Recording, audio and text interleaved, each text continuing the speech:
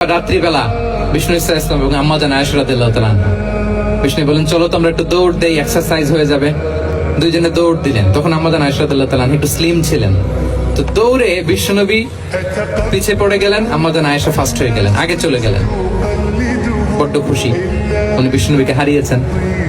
আবার অনেক বছর পরে, তখন সময়ের ব্যবধানে আম্মা জান আয়েশা একটু হেলদি হয়ে গিয়েছেন, আগের মতো আর চিকন নেই। আবার বিশ্বনবী এক রাতে বললেন, আয়েশা চলো আজকেও একটু এক্সারসাইজ করে দৌড় দেই। দুজন মিলে দৌড় দিলেন। আজকে বিশ্বনবী আর আম্মা জান আয়েশাকে চান্স দেন নাই, তিনি জোরে দৌড়ে আম্মা জান আয়েশাকে রানার আপ করে দিলেন, উনি ফার্স্ট হয়ে গেলেন। এরপর কি বললেন জানেন? সুনানে আবু দাউদের হাদিস, তিনি বললেন, ইয়া আয়েশা হাদিহি বিতিলকা সাবকা। দেখেন বিশ্বনবী মনে রাখছেন, নোটে রাখছেন।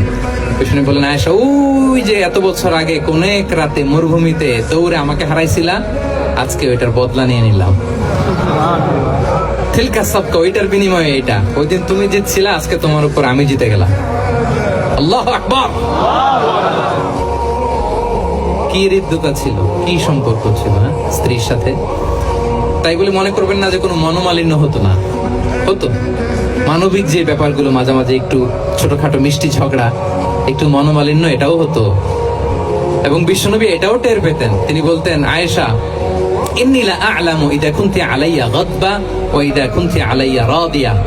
আয়েশা, কখন তুমি আমার উপর রেগে থাকো আর কখন খুশি থাকো, সবটাই কিন্তু আমি টের পাই। আম্মা জান আয়েশা অবাক হলেন, কি করে টের পান? বিশ্বনবী বলেন, যখন তুমি আমার উপর খুশি থাকো তখন দোয়ার সময় বলো লা ওয়া রাব্বি মুহাম্মদ, তুমি বলো, হে মুহাম্মদের রব আল্লাহ, মদিনার উপর রহম করেন, আমাদেরকে ক্ষমা করেন। হে মুহাম্মদের রব, আমাদের ক্ষমা করেন। এইভাবে দোয়া করো। আর যখন তুমি রেগে থাকো তখন আমার নামটা মুখ দিয়ে নিতে চাও না, তখন তুমি দোয়াতে বলো লা ওয়া রাব্বি ইব্রাহিম, হে ইব্রাহিমের আল্লাহ, হে ইব্রাহিম নবীর খোদা, আমাদের মাফ করো। তখন তুমি আমার নাম নাও না, কৌশলে আমার নামটা বাদ দাও। আম্মা জান আয়েশা বলেন, ইয়া রাসূলুল্লাহ মা আহজুরু ইল্লা ইসমাক। নবী হে, আমি তো আপনার নামটাই শুধু মুখ থেকে বাদ দেই, আমার হৃদয় থেকে তো কখনো আপনারে বাদ দিতে পারি না। এটা ঠিক, তখন রেগে থাকি, আপনার নামটা মুখে নেই না, কিন্তু হৃদয় থেকে তো আপনাকে সরাতে পারি না। সুবহানাল্লাহ। এবং আম্মা জান আয়েশা রাদিয়াল্লাহু তাআলা আনহাকে এত ভালোবাসতেন, তিনি বলেন,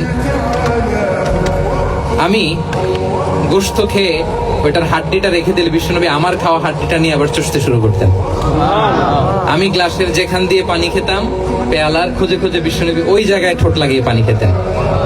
মাইমুনা রাদিয়াল্লাহু তাআলা আনহা বলেন যে আমি আর বিশ্বনবী এক বালতি থেকে মগ দিয়ে পানি নিয়ে দুজনে গোসল করেছি। সুবহানাল্লাহ। একটু আস্তে বলেন। আল্লাহু আকবার। কি চমৎকার আচরণ।